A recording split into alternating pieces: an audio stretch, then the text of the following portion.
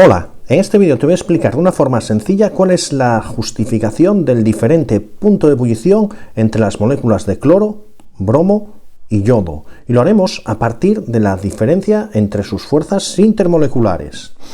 Cosas que tenemos que saber muy importantes. Cuando debes justificar el diferente punto de fusión y ebullición de dos sustancias, lo primero que debes ir es a ver cuál es el tipo de enlace, si es enlace iónico, si es covalente, si es metálico. Y solo en el caso de que sean sustancias covalentes, como es este caso, debes ir a atender a cuáles son sus fuerzas intermoleculares. Decimos que estas sustancias son covalentes y todas tienen el mismo tipo de enlace si haces la estructura de Lewis de estas moléculas, dado que el cloro, el bromo y el yodo todos pertenecen al grupo 17. Los tienes aquí en esta parte de la tabla periódica. Tienen 7 electrones en la última capa, pertenecen al grupo de los halógenos. Para cualquiera de ellos, la estructura de Lewis de la molécula, que tienen 7 electrones en la última capa, para alcanzar la estabilidad y por lo tanto al cumplir la regla del octeto deben compartir un par con el otro átomo, en este caso de cloro, pero el esquema sería exactamente el mismo para el bromo o para el yodo. Un único enlace sencillo. Y cuestión importante para determinar qué tipo de fuerzas intermoleculares tiene es que estas moléculas son apolares, y por ser apolares, por no tener diferencia de carga, no tener polaridad, el único tipo de fuerzas intermoleculares que tienen son las fuerzas de dispersión, fuerzas también llamadas de London o interacción dipolo instantáneo, dipolo inducido. Te dejo aquí debajo una clasificación de las fuerzas intermoleculares más detallada y también la justificación de los diferentes puntos de fusión y ebullición de sustancias en general. Pues en este caso, tipo de enlace covalente molecular, fuerzas intermoleculares, fuerzas de London, dado que son sustancias apolares. Pero, entonces, ¿por qué tienen distinto punto de fusión y ebullición?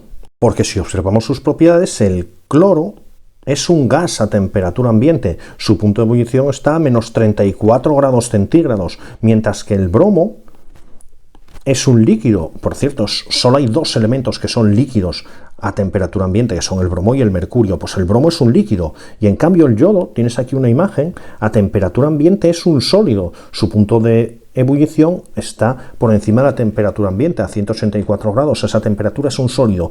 ¿Cuál es la justificación de sus diferentes fuerzas intermoleculares? Pues la encontramos en esta otra columna, y es la masa molar. Las fuerzas intermoleculares, tanto las fuerzas de dispersión como las fuerzas de atracción entre dipolos, aumentan con la masa molecular.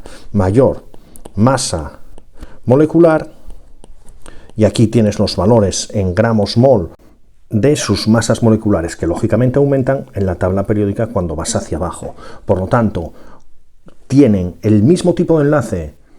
Son moléculas covalentes apolares, mismas fuerzas intermoleculares, fuerzas de dispersión o fuerzas de London, pero estas aumentan con la masa molecular. Fíjate que este incremento de la masa molecular es más importante que el tipo de fuerza intermolecular, porque te encuentras con sustancias como el agua, que es una sustancia que tiene fuerzas intermoleculares, puentes de hidrógeno, por lo tanto mucho más intensas que las fuerzas de London, y en cambio el agua es líquida a temperatura ambiente, mientras que el yodo es sólido a temperatura ambiente. ¿Pero por qué? Porque su masa molecular es muchísimo mayor y esto incrementa las fuerzas de atracción intermoleculares. Otro ejemplo de esto mismo se encuentra con los hidrocarburos, como el metano, el etano o el butano, que son gases a temperatura ambiente y tienen fuerzas intermoleculares, también fuerzas de dispersión, pero si pasásemos a 7 o 8 átomos de carbono, el octano, ya estaríamos en una sustancia que es líquida, porque a pesar de tener las mismas fuerzas intermoleculares, tiene mayor masa molecular, ya es líquida. Y si aumentásemos mucho el número de átomos de carbono, ya nos encontraríamos con sólidos, por lo tanto, puntos de fusión más altos. Te dejo un montón de enlaces de interés, de preguntas semejantes a esta, puestos en la prueba de acceso a la universidad en España, y espero que esto te haya servido. Recuerda, primero, tipo de enlace; segundo, tipo de fuerzas intermoleculares, y en el caso de que sean sustancias covalentes moleculares, la masa molecular incrementa estas fuerzas intermoleculares. Hasta pronto.